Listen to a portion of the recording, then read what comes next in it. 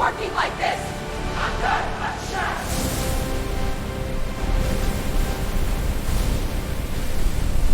You know, we talk a lot about automation. It's always framed in terms of efficiency and, the future of work. But what if the real story is much simpler? What if it's really all about power? That's exactly the idea we're going to dig into today. It really all boils down to this simple fact. Workers can stop. Machines can't. This one little contrast has pretty much defined industrial relations for over a century, and it points to a future where, well, the rules are being completely rewritten. So let's unpack what that really means. Okay, so to really understand where we're going, we've got to look back first. For generations, the relationship between, let's say, capital and labor was built on a very specific kind of tension. It was a balance of power. So what was that power? What was labor's trump card? It was the ability to just stop, to withhold their work.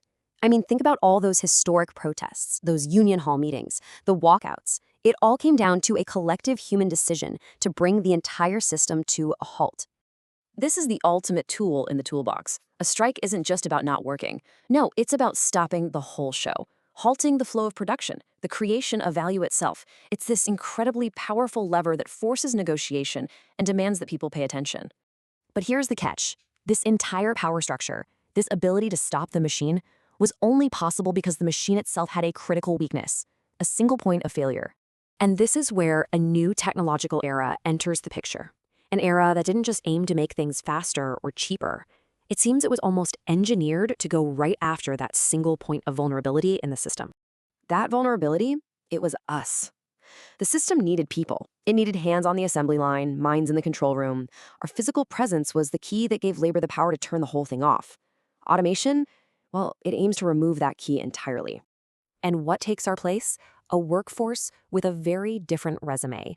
It's a workforce that operates 24/7 and never gets tired. It doesn't have any grievances or demand better conditions. And most importantly, it cannot collectively decide to just stop working. So you can see how this transition from a human-dependent system to a fully automated one isn't just some kind of upgrade. No, this represents a fundamental shift in who holds the levers of control.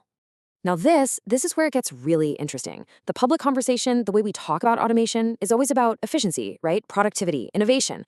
But the structural outcome, the deeper change that's actually happening, is a massive transfer of control. And this chart just illustrates that dynamic perfectly. As machines are brought in, you see productivity just climb and climb. But at the exact same time, the reliance on human presence and therefore human leverage steadily drops. The two lines are literally moving in opposite directions. Which brings us right to the core argument here. The drive toward automation isn't just a simple business decision to make things run smoother. You could see it as a strategic move to completely rebalance the structure of power inside the whole industrial system. So what's the end game? What is the ultimate vision of a system that's operating under this new power dynamic? What does it actually look like when it's fully realized? It's a system designed to eliminate all friction, a world without any need for collective bargaining, no more labor negotiations, and ultimately, zero possibility of a human-led disruption. The power to stop has literally been engineered out of existence. The end state is a perfectly optimized, self-regulating process.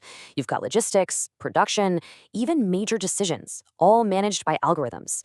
It creates a seamless, uninterrupted flow from the very start to the very finish. This really forces us to ask a critical question. When we talk about replacing workers with robots, are we only talking about technology and economics? Or is there a deeper narrative playing out here about who gets to be in charge? Because if you strip away all the fancy talk about progress and efficiency, what are you left with? The fundamental outcome is the consolidation of control, the ability to run the system without any interruption, without negotiation, and without dissent. And that brings us right back to where we started, the fact that robots don't strike. Maybe that isn't just a feature of the technology. Maybe it's the fundamental reason for it. It's a statement not just about machines, but about the future of power itself.